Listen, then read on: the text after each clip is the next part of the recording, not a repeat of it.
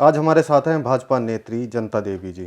चलिए आज इनसे बात करते हैं। पहला सवाल मेरा जनता देवी जी से है कि आप बीजेपी के किस पद पर हैं और आपको क्या जिम्मेदारी मिली है?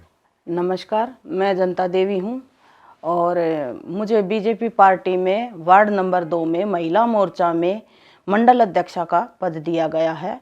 और मैं अपनी जो मेरी महिलाएं हैं, मैं उनको मजबूत और सशक्त करने की जिम्मेवारी मुझे पार्टी ने दी है। और मेरी ये कोशिश रहती है कि हमारी महिलाएं हैं, मैं उनको एकजुट रखूं और उनको जो भी उनकी परेशानियां होती हैं, घर से संबंधित होती हैं या कोई बाहरी समस्या होती है, जैसे वोटिंग कार्ड ना बनना, आधार कार्ड ना बनना, और उनकी जो भी कोई घरेलू समस्या होती है, उनको पूरा मतलब हल करवाने की मैं पूरी कोशिश करती हूँ। जी जी। तो बीजेपी ही क्यों? बीजेपी ज्वाइन करने का क्या कारण रहा है? बीजेपी ज्वाइन करने का मेरा पहला मकसद यही रहा है कि मेरा जो पारिवारिक संबंध है वो शुरू से ही बीजेपी पार्टी से रहा है। मेरे परिवार में मेरे स्वर्गीय ससुर सुखराम पहलवान जी, वो भी बीजेपी पार्टी से कार्य से जुड़े हुए थे। उन्होंने भी समाज के लिए बहुत ही समाज सेवा के काम करे थे, जैसे गरीब कन्याओं के विवाह करवाने। बीजेपी पार्टी की राष्ट्रवादी विचारधारा है और इनके लिए देश पहले है। मैं बीजेपी सरकार की जो योजनाएं रही हैं, मोदी जी की जो योजनाएं रही हैं, मैं उनसे बहुत प्रभावित हुई हूँ। उन्होंने महिलाओं के लिए उज्ज्वला योजना लेके आए मोदी जी।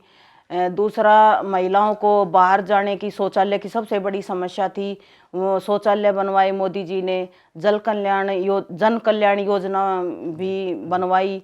जनता जी, आपसे एक सवाल और कि जो अभी किसान आंदोलन चल रहा है उसके बारे में आपकी क्या राय है? किसानों के लिए तो ये है कि मोदी जी ने जो ये कृषि बिल लेके आए हैं, ये किसानों के हित के लिए ही हैं। जी तो उसमें सबसे पहले तो देखो, मैं भी एक किसान की बेटी हूँ। तो ये जो किसानों के लिए विधेयक पास हुआ है, ये लॉन्ग टर्म में जाके आगे इनका फ़ायदा मिलेगा किसानों को। और किसानों को ये कुछ पार्टी जो है गुमराह कर रही है। जी। आपको ऐसा लगता है कि इस किसान आंदोलन को दूसरी पार्टी विपक्षी दलों के द्वारा हाईजैक कर लिया गया है? जी, ये तो बिल्कुल सच है कि जो ये किसान भाई अपने बॉर्डर पे बैठे हैं, इनको हाईजैक कर लिया गया है, इनको बरगला दिया गया है।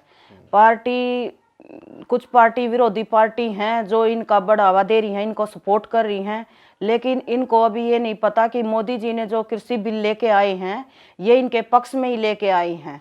इनको आगे जाके लॉन्ग टर्म में जाके इनको इनके फ़ायदे मालूम होंगे। फिलहाल इनको इनके फ़ायदे मालूम नहीं दिखाई दे रहे, और इसीलिए ये यहाँ बॉर्डर पे बैठ के हल्ला इन्होंने मचा रखा है।